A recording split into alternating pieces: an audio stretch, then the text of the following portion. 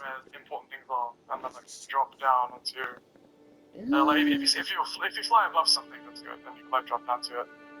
I guess there you can see if it's red or not as well. Yeah, exactly. But yeah, like dude, I remember in a run I had with no map, not map, but like map information missing. I like ran into, I was like on a fort, and then everything went all dark. So I was like, oh no, this is an invader area. I just immediately left. You know what? I don't do any of those invader areas in solo anymore. Honestly, I feel like they're just too. Yeah, they're too much. Like when you're on your own, especially if you get like two of them at the same time in like a camp or like ruins, which is what happens. But maybe if you get it in like a fort or like the freaking golem, the oracle people areas, and there's really only one, and it's not that bad. Maybe I can like save my ult and do some stuff, but yeah, I'm not gonna be doing very many of those. Definitely not gonna prioritize them like I do in groups. Yeah, definitely. Dude, Executor can one-shot you. Freaking Raider can one-shot you even while you're hitting him. Dodges everything you do. The Iron Eye just builds status on you from range. And the Recluse damn near one-shots you from range. I like the Guardian. I think you can't damage the Guardian. Like, bro, they're all so bad. Yeah, yeah, all I think probably like Raider and Execute just has to be the worst ones for me. It's like fucking Execute will just run at you no matter what. Same with Raider, fucking do your dashing R2, going on the floor, have you staggered in, and just fucking one-shot you. It's crazy, man. Yeah. I think for me, I find I think Raider's the worst, definitely. Yeah. You just have so much hyper armor, you can't reliably hit him. And then I think after that it has to be a Recluse, just because. Oh, the magic. I could be fighting something and not know where she is. It's like a night comet and die. But like I know that technically Executor can do that too with Unsheath, but at least he has to get in melee range first. Recluse can just be good to wherever, and then you just die. Yeah. Wait, so you know when you have the map information missing, and then you said you went to the ruins and everything went dark? There should be like a cyclone on top of that area. I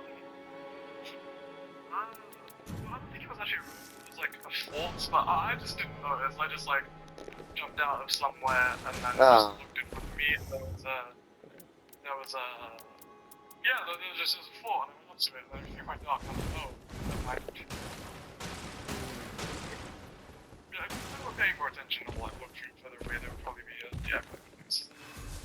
Yeah, because you're always able to tell if it's the thing, if there's a cyclone on top of it.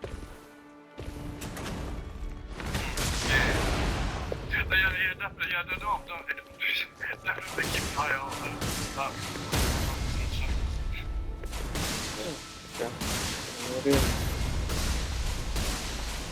So that's I'll try out I know then because I feel like stats effect, bro. I was comparing my solo runs with like Execute and Wilder. Bro, Execute was so much better and more efficient compared to like Wilder. It was so much better, easier, with the stats effects. Yeah. I mean, the Executor, I feel like, usually it's like the Kaligo thing. Yeah, the poison and frostbite.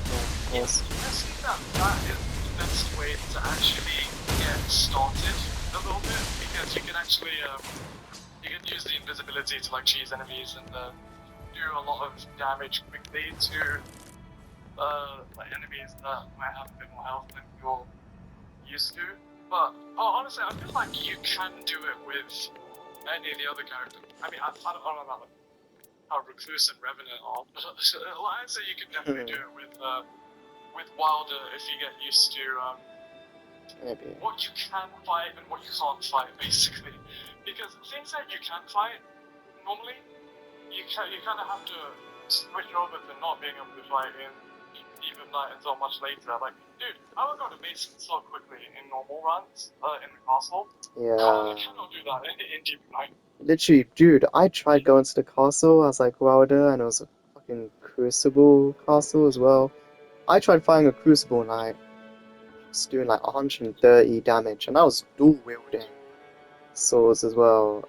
It was so less damage, so insignificant. I built my ult for each Crucible Knight I fought. You know, it took that long. It was so like tedious. I was like fucking level 6, and yeah, it's just not a good idea. Like to do that. Like go into the castle early. Especially if I build a red enemy, though, obviously, like, dude, I already complained about Crafted Silence. Uh, yes, so yeah, I'll try. I'd I rather know. play the Revenant than the Crafted Silence at this point, because I'm actually starting to figure out the deflection timings for the Royal Revenant, but I'm not really there with Crafted Silence yet. Yeah, same actually. Another 5 Revenant and Sun. Yeah, I'm great. How the tables have turned. I think the jump attack they does not that bad, but yeah, they're not like 2 attacks that I can actually get punished with those ones. Well, how the tables have turned. We prefer Revenant over Grafted Scion. Oh, Revenant making a comeback.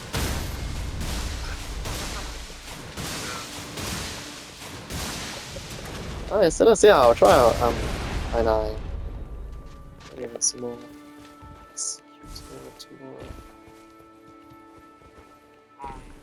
Yeah, because I don't think Wilder like holds up very well, honestly, in my opinion.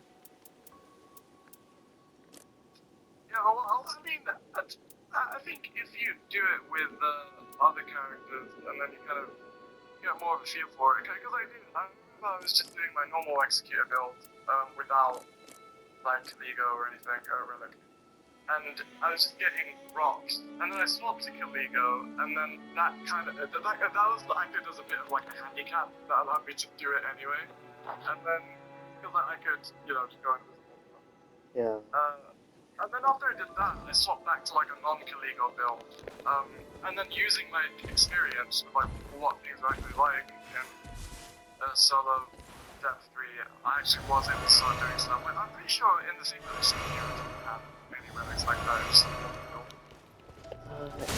Yeah, I mean, you obviously had seppuku instead of Shin and Nest, so you didn't have Frost.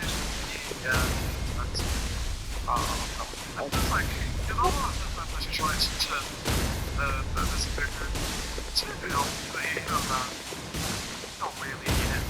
Yeah, I don't know if you had Poison. That would just be it. No, I didn't.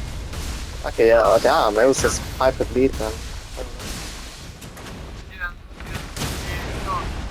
I mean, it's just you don't see damage happen. You only gain damage because of the specific damage to your weapon as well. Yeah. And you get the buff from stuff. Oh, yeah. So yeah, I'll take a look. If you do have any good seppuku relics, I think something fun to try is like stab yourself like several times in a row outside a boss that hasn't seen you, and then ult to heal all the way back, and then just do insane damage with your ult from all the tenacity buff. Let me check it out. Seppuku. Seppuku. I don't have it on anything, wow. Oh, you don't have it at all? Yeah. I think I might have sold it because it was on a shit relic. Okay, okay, maybe I see your point. To be fair, I do keep things that you probably shouldn't keep, but in my opinion, if you get seppuku on a relic, and it's like a small relic and it only has 1 perk, it's just worth keeping, because that's the kind of thing that you can make a whole build stuff. And it's rare, like that's like the main thing about this freaking rat. Like you can have like you get conscious like dagger attacks that seppuku on it has not probably. You can have like But if I really strengthens when playing with family, then Sudoku, and then starts with scoring bags, but you should still keep it for the executor. That's all we need. Yeah. So, I mean, at the very least, there's still like very strong builds that you can do with that Sudoku, because it's not like it's necessary. Like, you can literally just keep the illegal, the catch thing, and just like go with that, you'll be okay. But yeah, I think if you were to play, I know what the opposite would say, but I'm like, you need to think that, well, like, yeah, you've been doing melee I 4 and 4, and I feel like the team behind has kind of made that even better, because you can get like ultimate power fights and farmers or something, and then you just put them to execute. Bloody effects executor. Because the thing is, even if I do get a katana, it won't proc like status effects as well as excuse me. Yeah, you're right, but you also have the mark, which is kind of just better to have the execute having like more decks and more arcade. Oh, maybe. That mark is a status effect in of itself. Yeah, I guess so. Yeah. And you have like you can put all that access to the ball, like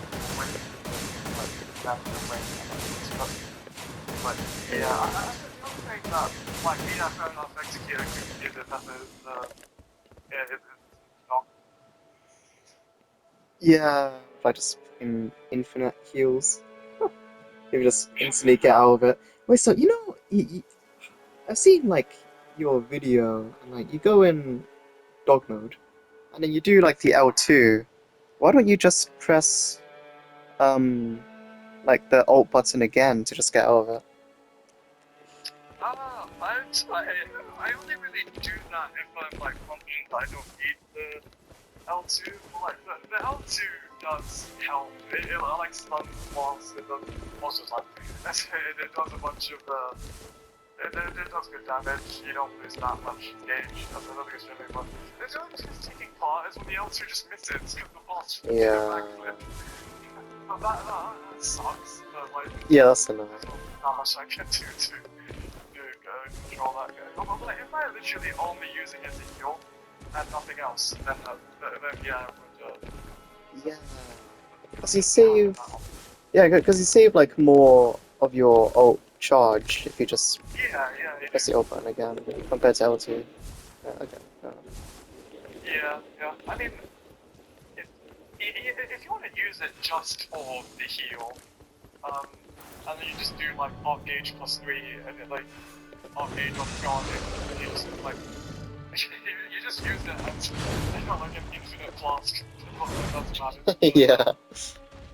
Yeah, I just think that L2 when it lands, it's useful enough to use, and like you don't even waste that much alt gauge using it. Yeah, exactly. It actually retains quite a bit. Yeah, or a very large amount. It's just a versatile ult. I'm kind of wondering if like maybe I just should be aiming it better when I do the L2, but maybe instead of just like ulting and like locking on and doing it. I don't know. I was just like try to get better at aiming it, but it's not worked out. But like maybe I should like reposition first, like maybe like jump to a certain point, get really close, and then lock on and do it. But I'd I'd say yeah, just get close and lock on. Because the thing is, if you lock on, you know, on like a small enemy, for example, or like a small boss or whatever, then it will like aim it downwards. Yeah. I mean, it's not really about missing small enemies. It's literally just more about like the boss proving out of the way. Oh my god, that softed Scion piece of crap. Just puts up his freaking shields when I do it. It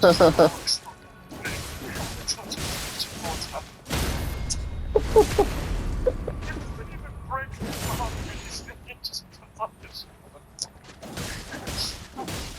I cannot explain to you how pathetic it was to that. Buff Execure again. He needs more buffs. Nerf Revenant, buff Ionai. Oh my god, this one.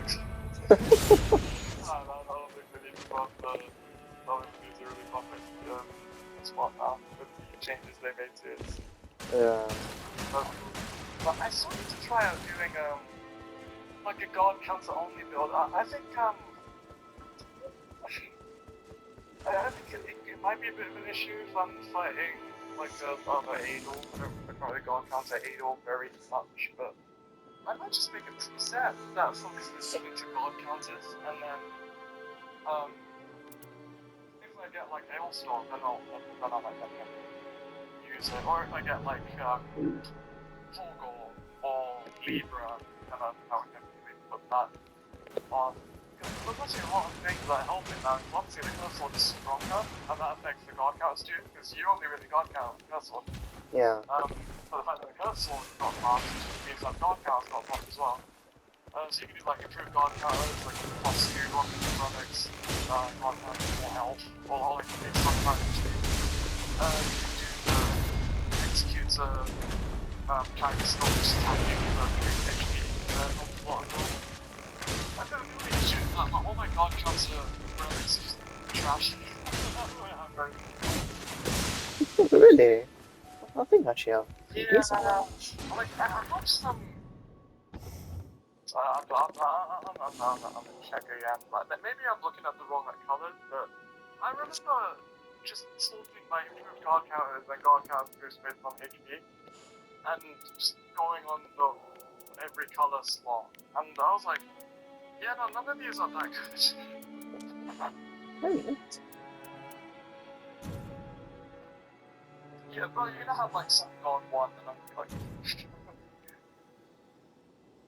I mean, I have God counters plus 2, physical damage negation plus 1. I have Rally plus 2, God counters plus 1. Oh, it's not right. God counters plus 2, dormant powerful curb great sword. I guess this may be. oh god. Yeah, but then it has frost resistance on it. Oh, I mean, this one's kind of good. It's a God counters plus 2. Defeating enemies restores HP for allies, but not for self. And stamina recovery upon landing attacks. And then I have God counters plus 2. Attack up when facing a frostbite afflicted enemy plus 1. So it's decent. sometimes it would be pretty easy with the build that I often use, because I use the green Kamigo relics for the frost fusion, so that I can do deflection and not lose my frost, but otherwise actually, I do a build where I do frostbite and cloud chances, yeah, that'd be nice. God damn it. But literally, that's what I had. But okay, I do have this one. Changes compatible elements with and God counter is given the business in front HP. And then just like charge up. But the problem with that is that the Sudoku kind of discourages going to the curse sword because it takes away the Sudoku when you do that. So like, it just doesn't really synergize very well. Yes, okay, I will say, I think one buff that they desperately need to make to execute is just stop that from happening. Make it so that when you go to the curse sword, you use your weapon buff. Because it's just really irritating that it doesn't work. It is so annoying. Yeah. You know, the only Starlight Shard I have. You know, the only Starlight Shard thing in Possession of Star of Expedition I have is from the Collector's Signboard. I don't have it on an actual relic. There's only the fucking Revenant relic. I don't think I've ever gone that on an actual relic before. Yeah, I mean, I always find it very. It's definitely not useful. It's actually not a good spelling either. So Fisher barely costs any FP, right? It could still be pretty good for like rivers or some shit. If you don't have FP or landing attacks in your offhand, for example. I guess I don't know. Maybe HP would be more useful, as I've just experienced and learnt now from that Everdark Libra BS. Yeah, all of this is not really like, like, Oh, dude, I'm gonna upload it tonight. I highly recommend you watch that. You can skip through the whole run. Just skip to the Everdark Libra bit. I was fucking commentating for the whole thing. Yeah, I went X gear, you know, at the like the normal uh, poison and frost and shit. I did so much damage to him at first, but he just kept summoning people, and yeah, I just kept making them fight each other, and I'm slowly whistling him down when the two people would fight each other. It was a fucking claws with the poison throwable pots thing, so it's kind of annoying. But yeah, oh, obviously I don't play XP on that, so I was like, I kind of lost on what to do, but yeah, bro, it lasted like 22 minutes. I was commentating for the whole thing, so oh, yeah, be a good boy and fucking fight the other guy, yeah, like cheating. I was saying random shit. It was it's pretty funny. I had to start a new video during the fight as well when I was running away from the from the condemned, and it was like 6 minutes. So it started at like 45. It started like 44 minutes. I lasted at 60 minutes until the timer was up. Started a new video, then it was like 6 minutes until that. So obviously the total time was like 22 minutes fight. It's so funny though.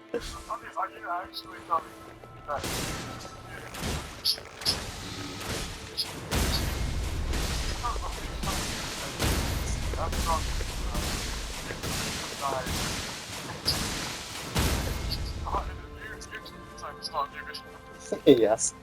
Dude, this one condemned. I actually, I'll spoil it. It's not that deep. This one condemned. I said it in the video.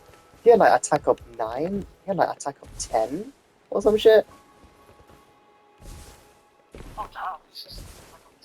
Yeah, yes. I mean like in total, because I think at some point in the video I say like, oh yeah, he has like attack up 6, and then right next to it he has another attack up buff, which is like 3 or 4 or some shit on it. And I was like, what the fuck is going on? And he attacked me, and yeah, obviously he did a fucking shit ton of damage. And I was like, what the hell is this guy on? Yeah, so what the hell is this guy on? How does he keep getting buffed like that? And then I think if you just keep that same condemned alive, he keeps killing the other condemned that the Libra spawns in. And then I don't know, he's like my fucking champion or something. I don't know.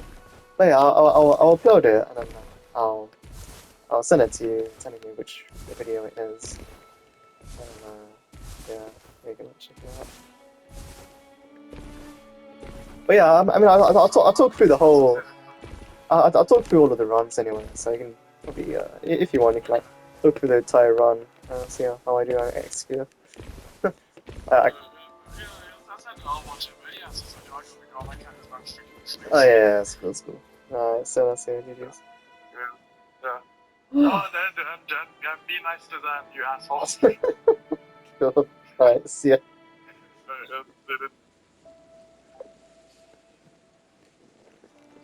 Oh man, that was fun. Yeah, I can't. I just haven't tried out execute. Sorry, I solo I. I might do it. You know, but I'll quit out if it gets too much. I mean, it is on 2650, so we'll see. Let's change this to 1. Yeah, tomorrow solo I. We'll see how it goes. Cool. Alright, see ya.